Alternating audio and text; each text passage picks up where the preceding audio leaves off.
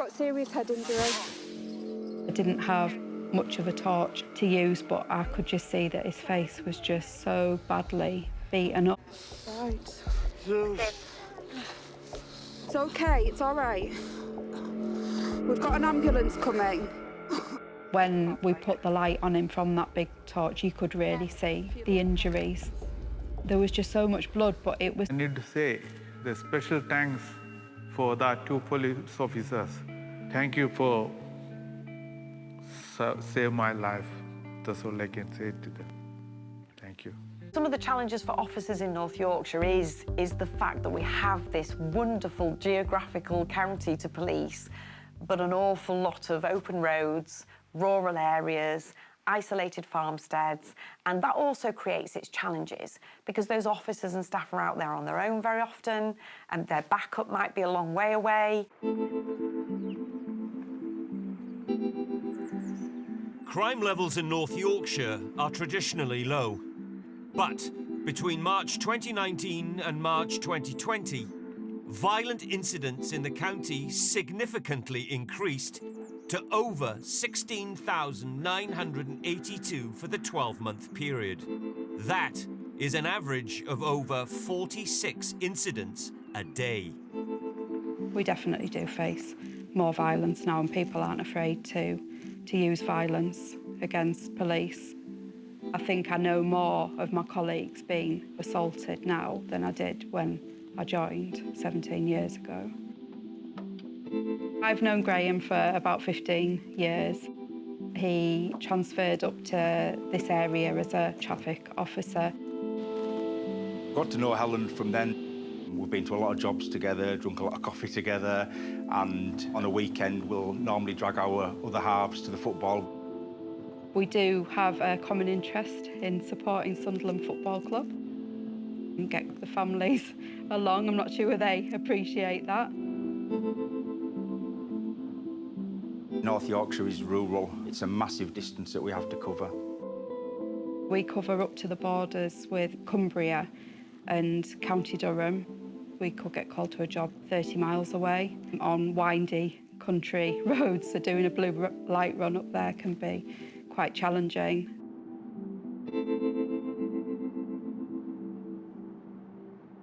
What I think's not helping police now is the lack of numbers. For a lot of violence incidents, we like to send 5 or more police officers because we know there's a violent offender there. In reality, it's maybe 1 or 2 officers that have gone to the incident, and they just have to manage with what they can. It was a Saturday night. It'd been quite busy. You've got the start of sort of the Christmas months. Standard weekend everywhere around, you know, England. People are out, meeting friends, going out for drinks. I was a call taker in the force control room. I would have taken maybe 20 to 30 calls, varying from 999s to 101s. This call came in. It was a taxi driver who was taking somebody home. Police emergency. Hi, I'm a taxi man. Sir.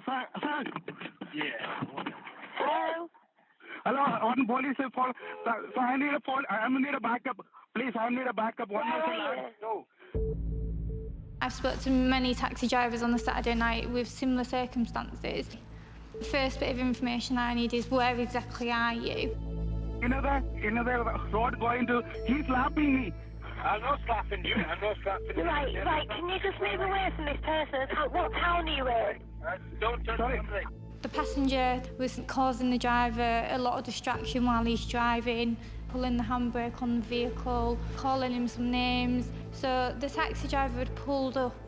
I am in the Lehman Brothers to Catholic in the new layout. This is hilarious. Lehman Brothers to Catholic Road. Whereabouts on that road? The new road. And who is this person? Hello? Taxi driver started making some sort of little shrieks. Who is this person? Who is this person? I don't know. Right, okay.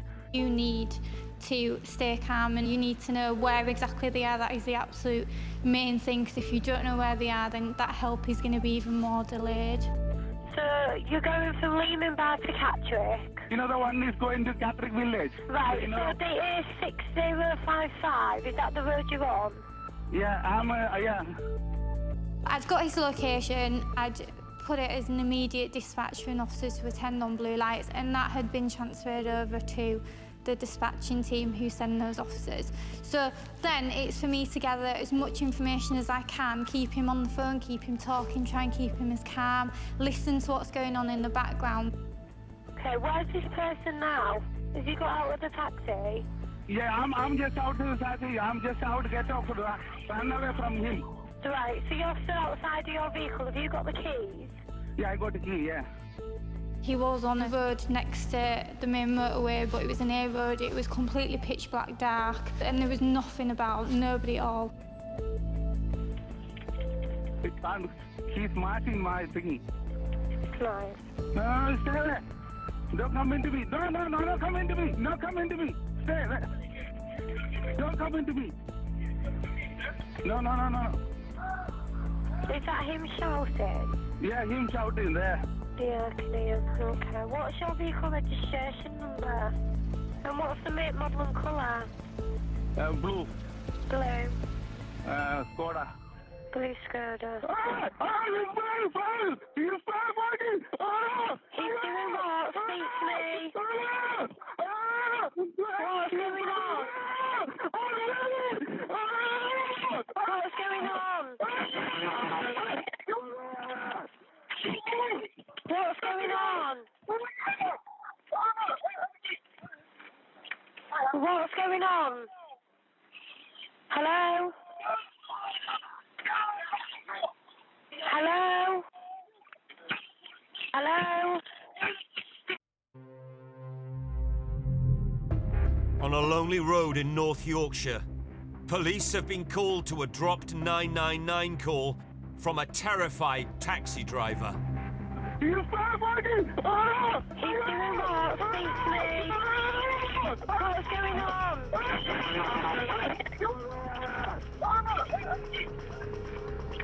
What's going on?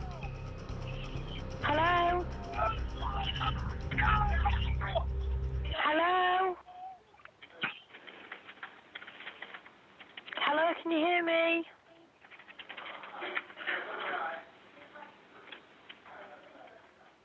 Over the 8 minutes that it was just completely silent and the officers were getting closer and closer, you just wanted to hear that the caller's voice. It was just before 3:30. We got a shout from control that there was a taxi driver that needed assistance not far from where we were, so we were roughly near Lehman Bar. I was probably doing about 85, 90 miles an hour. I noticed in the distance a set of four-way flashers. That's got to be the taxi, it's all it's going to be. I'm not going to put any blue lights on because I don't want the offender driving off on seeing the police car. And suddenly I heard Helen shout. I screamed at Graham, stop the car. On the side of the road, I saw a male laid on the ground with another male on top of him. Swerved to the right, braked as hard as I could. As soon as he stopped, I just jumped out and started running towards where they were. Get up! Get up! Bizarrely, out of the dark, the person that's been on top come running towards us. Surely the offender runs off. They don't come running towards us, and I can hear him screaming. He was just making these horrible screaming noises. I was scared because I thought that he was gonna hurt me. Just remember the fist coming up and it coming towards me, and I put my arm up and I could feel a pain coming from it, and I thought, yeah, actually he has connected. He's then come somehow in towards me, and I've literally just grabbed him and taken him down backwards. So we're now on the grass verge with me on top of him.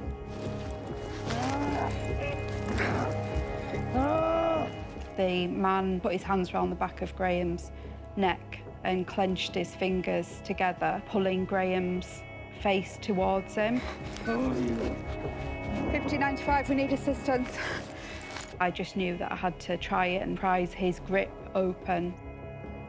Got them apart, and then I knew that I needed to try and get some handcuffs on him. Who are you? Police. Is that You're under arrest for assault police. Under arrest, assault police. Fine. Why? Why? Try and get these calls. That's 2 miles out of Leland Bar. He was pinned to the ground. I was on top of him so that he couldn't struggle anymore. 5095, we're on the service road up from Leeming Services. Got this male's detained, but we've got the driver in the middle of the road. Helen managed to get him handcuffed, and from that point, I was basically on top of him, waiting for assistance arriving.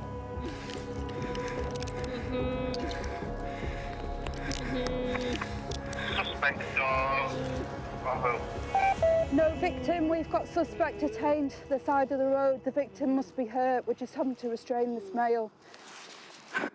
The man had gone from being up here really, really irate and aggressive, and now he was laid on his back, and he calmed down and was mumbling all these things and not making any sense. And it was at that point that, from looking to the side, I could see that there was a person laid in the road that wasn't moving. To see if he's all right. Please. Go and quickly nip over to him, Helen. Okay, you got him. 59. 295, is the victim conscious?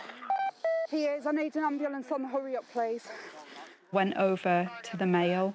I could hear him trying to breathe, so I knew that he was still alive. He's got serious head injury. I didn't have much of a torch to use, but I could just see that his face was just so badly beaten up. Horrific injuries. He was really struggling to breathe. Can you hear me? Can you hear me, sir? I knew we needed urgent help. The only real thing that I could do with him was I wanted to get him onto his side to help his breathing. Try and stay on your side for me. Stay on that side. I was left on my own with the male. I was holding onto his arm with the handcuffs and most of my weight on him. I was probably about 5-6 metres away from where the victim was laid in the road. So I kept glancing over and I could see the state of him. Keep still for me. I could see from the lights the amount of blood, and it was awful. Helen assisting best she could. I don't know how long it was, maybe 10, 15 minutes, but it certainly felt a lot longer. And when I saw the blue lights in the distance coming towards us, I did feel like a sense of relief, you know, that you've got some help there. Thanks.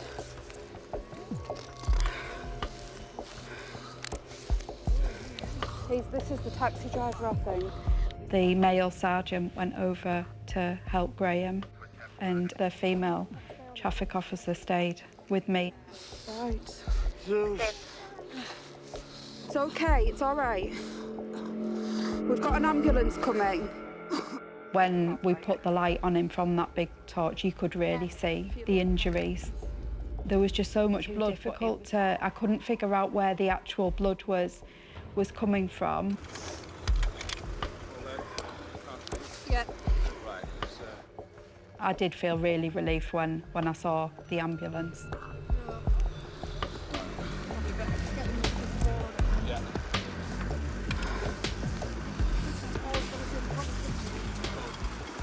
In my opinion, he wasn't far away from death.